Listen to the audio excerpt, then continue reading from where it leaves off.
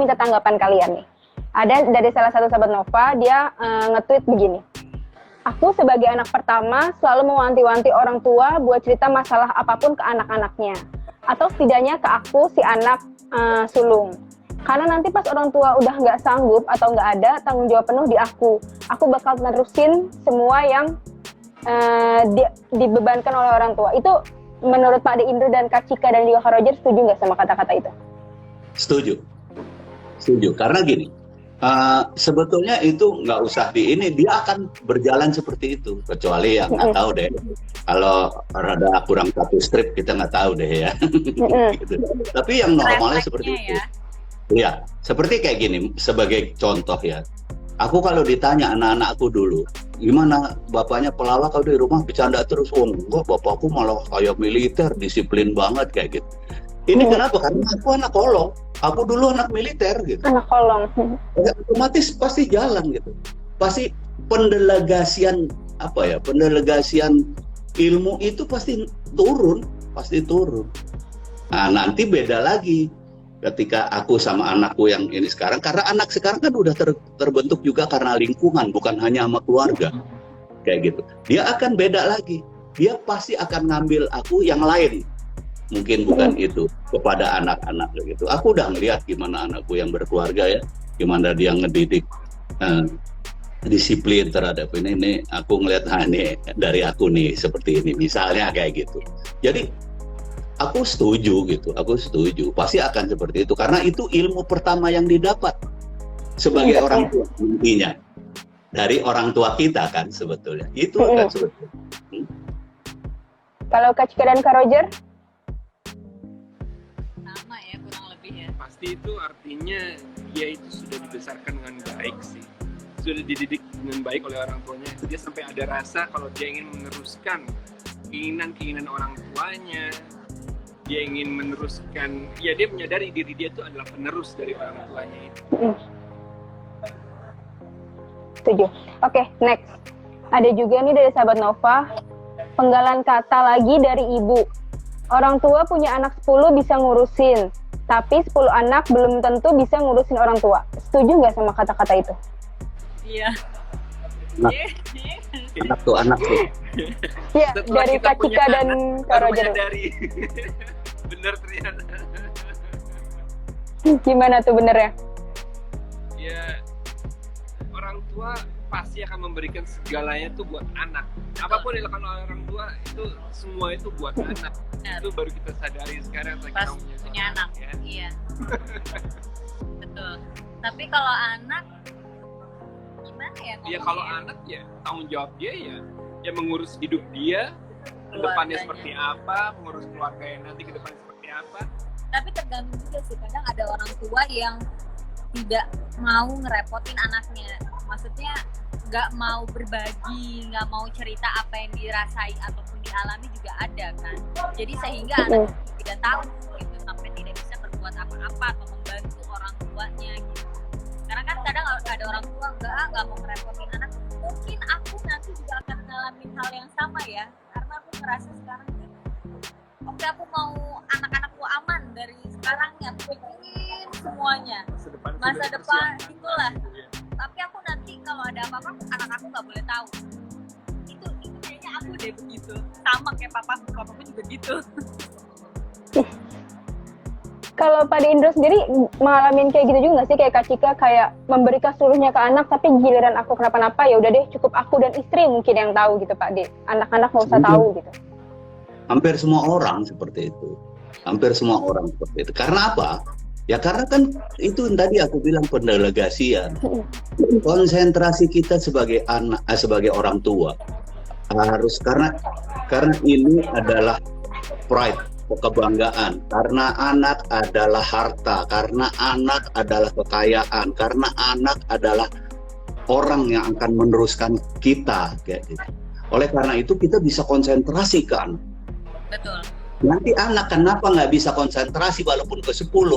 Ada 10 anak nggak bisa konsentrasi ke orang tua. Karena anak ini konsentrasi kepada anak mereka.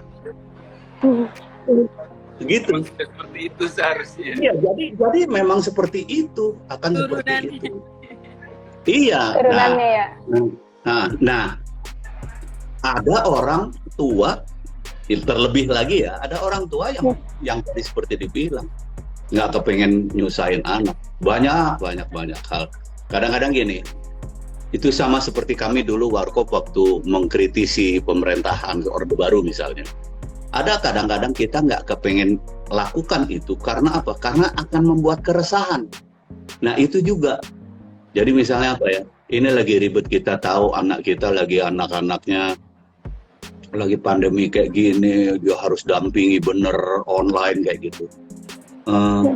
Kadang-kadang aku nggak kepengen ngomong, Papa baik-baik aja Pak, gitu kan.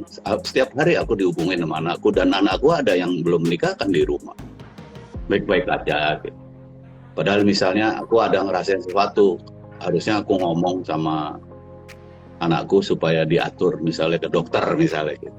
Tapi baik-baik kok, nggak apa-apa. Aku berpikir lah nanti gue kerokan aja udah ini. Jadi nggak kepengen nyusahin anak gitu, kayak gitu. Ada banyak seperti itu gitu. Nah itu yang menambah bahwa kemudian seolah-olah anak tuh nggak ngertiin orang tua. Bukan, orang tuanya aja nggak mau ngomong gitu, kayak gitu, karena saking cintanya dia. Nah anak ini nanti dia sebetulnya kan udah nanya, tapi anak ini juga akan konsentrasi ke anaknya juga kelak, dan dia akan lakukan itu juga nanti seperti itu. Jadi sebetulnya menurut aku normal aja ya. Ya itulah manusia, setidak-tidaknya itulah budaya Indonesia dalam keluarga gitu loh.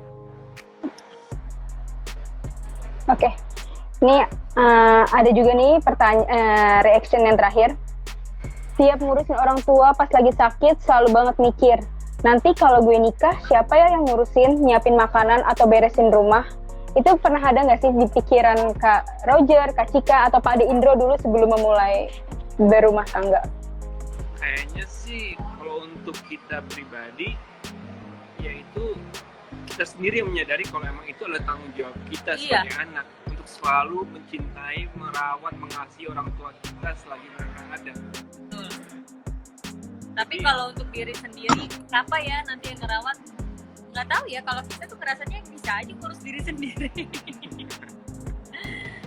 Gitu, sama mungkin orang tua juga gitu ya. Ya gue bisa ngurusin diri gue sendiri, udahlah nggak usah ngerepotin anak. Yang ada ngerepotin anak, ya udah deh. Gitu kan, malah mikirin anak gue gimana ya, cucu aman gak ya, apa harus ditutupin gak ya, malah kayak gitu juga kan. Pak De, sama juga.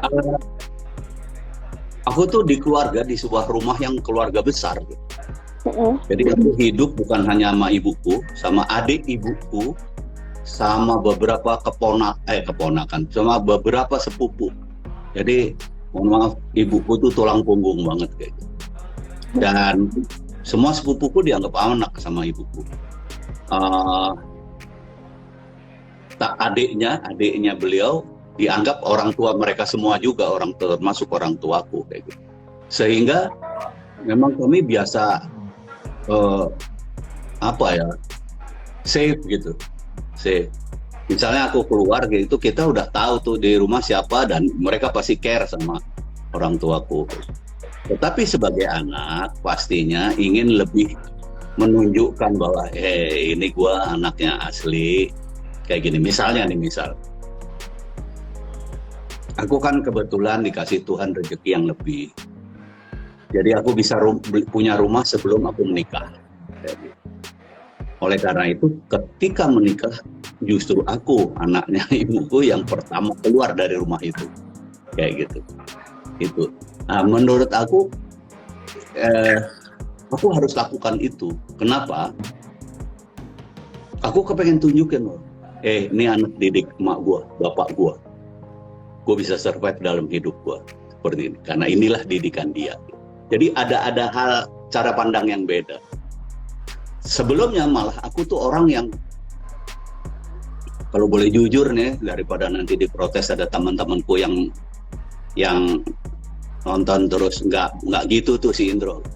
Aku tuh di luar Badungnya minta ampun, nakal aku. Tapi di rumah aku anak yang penurut, karena aku anak satu-satunya, dan ibuku itu ya sebagian besar hidupku sama ibuku karena bapakku meninggal waktu aku kecil.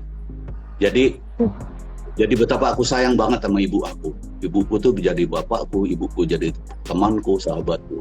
Nah, ada cara-cara aku menyayangi ibuku adalah dengan tidak juga membuat dia repot.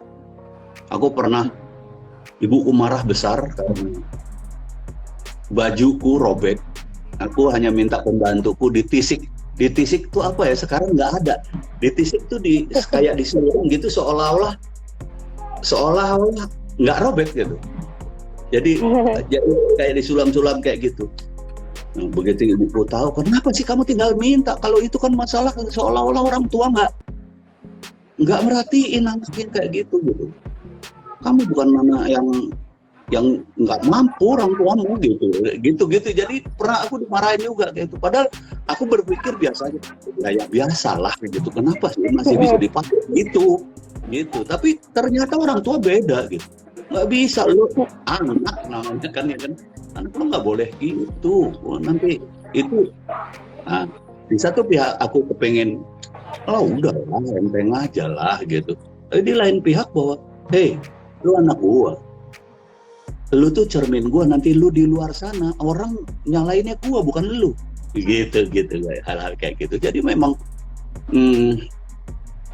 ya complicated sih sebetulnya ya.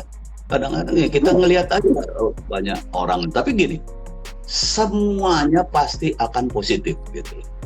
Artinya tidak negatif. Cara berpikirnya aja yang kemudian mungkin ini beda dengan yang ini, tetapi percayalah. Sebagian besar atau semuanya pasti positif gitu.